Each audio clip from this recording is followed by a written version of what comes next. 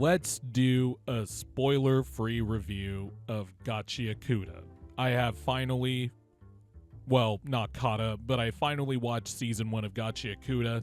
Came out in the summer of 2025, and in the moment it seemed to be one of the more underrated but highly praised animes. It started airing around the time Dan to Dan was airing, and then it bled into the fall, and season 1 ended in December, I think. Right around the fall time, that was when My Hero Academia was airing its final season and the fireworks that came with that. So it felt like it was a little, not under-discussed, but fair to say, under the radar. I have finally caught up to it, and I have to say right off the bat, very, very good first impression. Very, very good first season. I'm not going to do a spoiler review because I do think people should watch this show. I'll probably do some type of little spoiler thing in a different video later, but Gachiakuta is set up in this dystopian world where, of course, we have the rich class, there is the poorer class, and we have the main character, Rudo, who is living in the slums of the city, and naturally the people who are living in the slums are being looked down upon by the rich assholes of the city.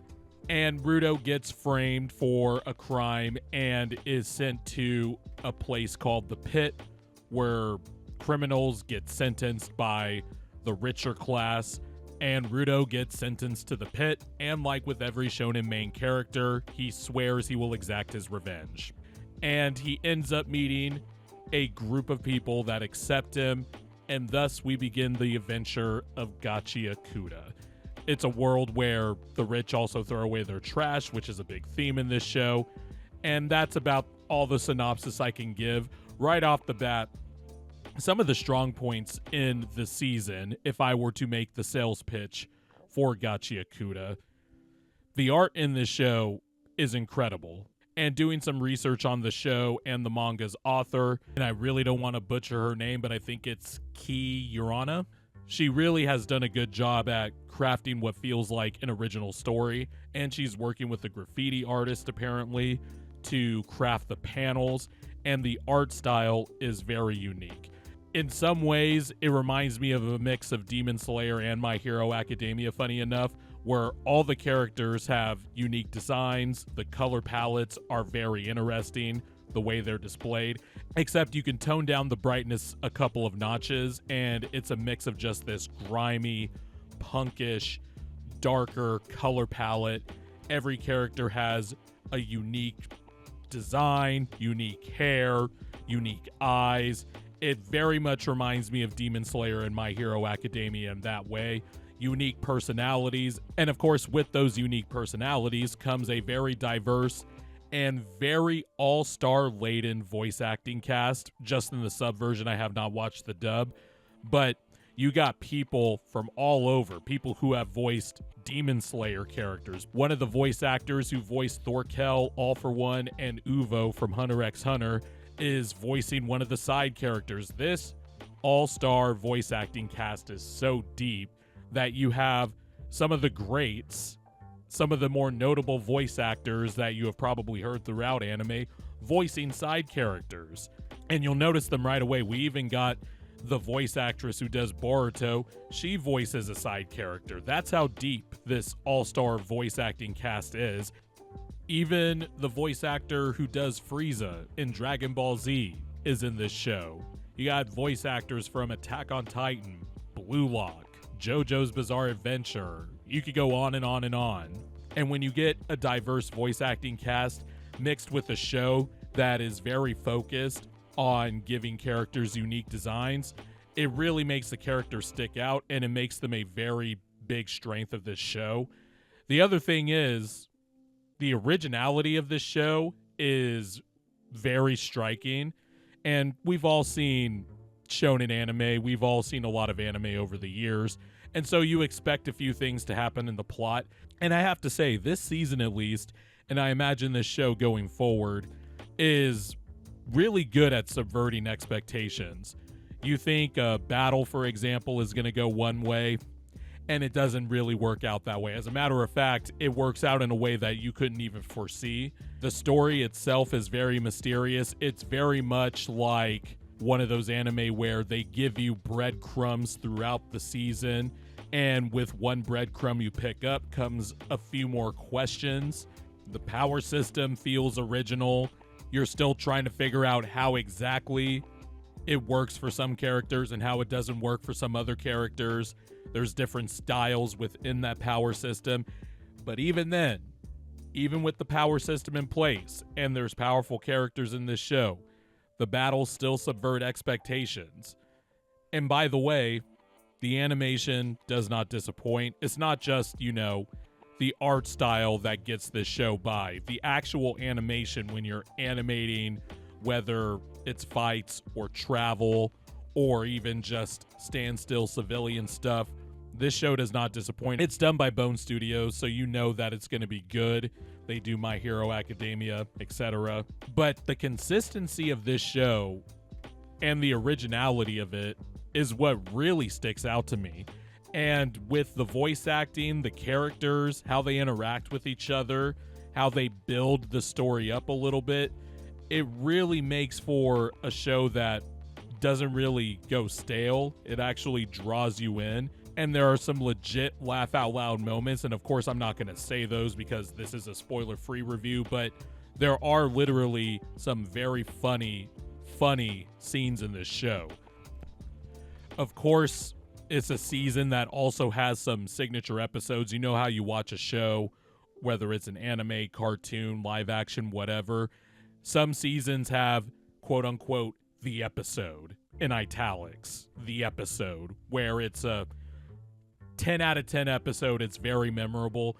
There is an episode in this season that is a 10 out of 10, and I do not want to rewatch it, if that's one way I could sell it to you. People who have watched Gachiakuta know what I'm talking about. This show just touches on some very dark themes. Of course, there's a dystopian feel to it and all that stuff in the show throughout season 1. So, naturally, there are going to be some episodes that tug at you a little bit. And it might take a bit to get there, but eventually they answer the question like, yeah, they do touch on some really dark themes in this show. Also, I have to say it, there are black people in this show, and I fucking love it. It speaks to my soul. I was hyped when they were introduced. It's a very diverse character palette, I have to say, and that makes me fucking happy. I also can't forget, the soundtrack to this show is a banger. Nothing but bangers. The intros, the outros, the soundtrack used throughout the show. It's very unique, a fun time. There's also metal-ish shit in there. There's punk-ish shit in there. It's very, very creative. It's used in a creative way. And it's not your usual, happy, cheery, battle-themed music and stuff. This shit goes hard. And I also have to shout out the people who do sound designing for this show, because you can feel the impacts of stuff, whether it's explosions, hits, music, whatever sound effects that are needed for the environment of this show.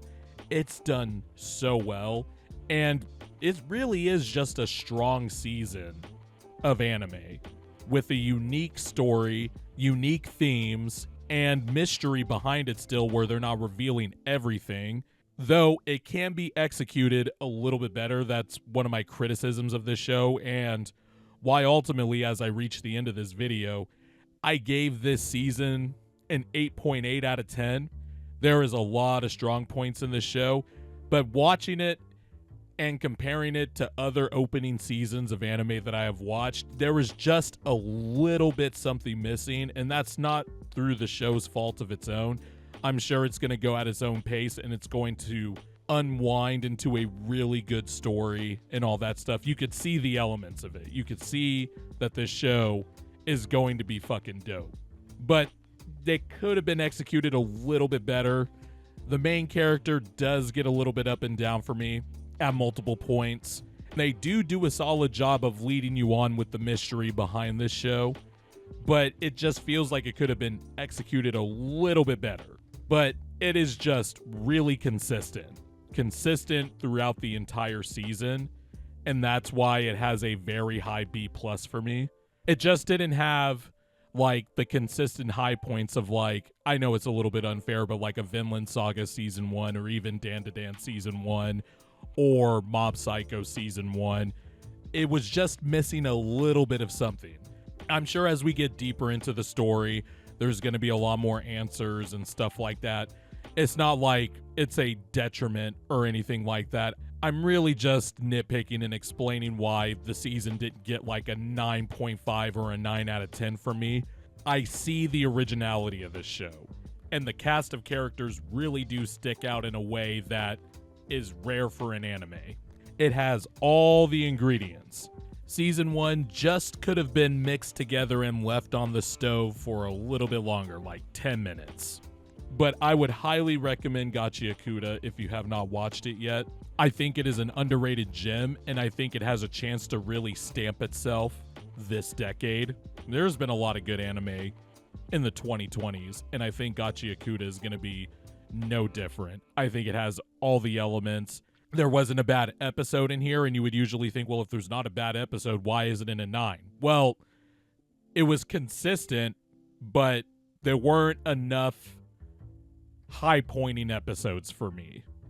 Or, for lack of a better phrase, multiple the episodes in italics. But it's still really good. Would highly recommend, because they got something brewing here. 8.8 out of 10.